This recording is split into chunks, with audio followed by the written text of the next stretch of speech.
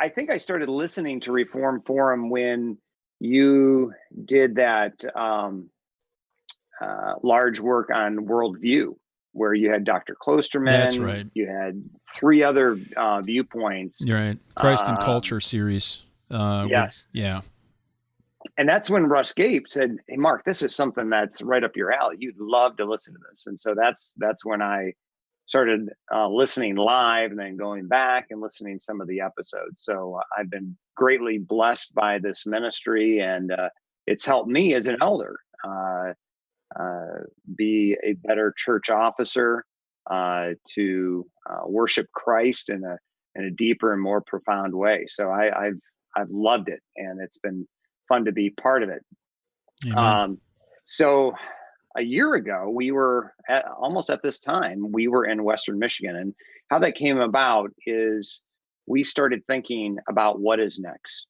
What is the strategic direction of this ministry? Because there were, I'd say, some growing pains of being able to handle all the ministry challenges and opportunities that are set before us.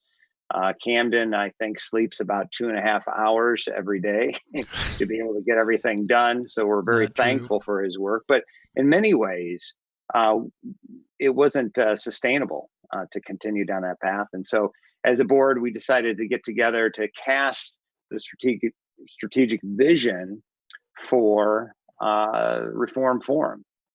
And so we got together in Western Michigan, actually met at the Puritan Reformed Seminary. They provided an excellent facility. Yeah, they're very kind and hospitable to us. Mm-hmm. Yeah. So we're very thankful for them. We had, I believe we interviewed 2 of their professors that they can go back and listen to. I don't recall their names off the top of my head. Stephen Myers and William or Bill Van Dudeward, and good conversations with them. Mm-hmm.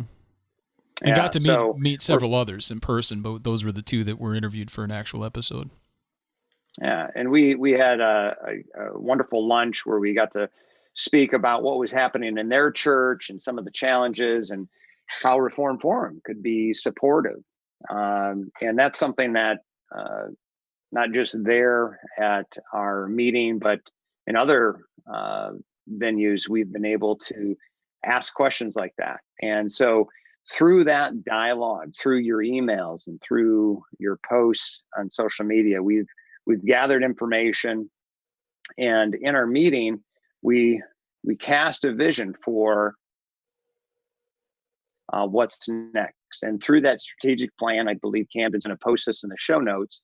We kind of codified what are the guiding principles for the organization, and this is something that Camden has really emphasized through this meeting and our successive board meetings is our mission statement that Reform Forum exists to present every person mature in Christ. And you're pulling that from Colossians chapter 1, verse 28. Mm-hmm. So through that, we developed a 3-phase plan that we're going to talk a little bit about today.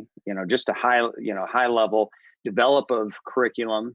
Some of you have heard about our class that we just videoed down in Wimberley, Texas, on covenant theology.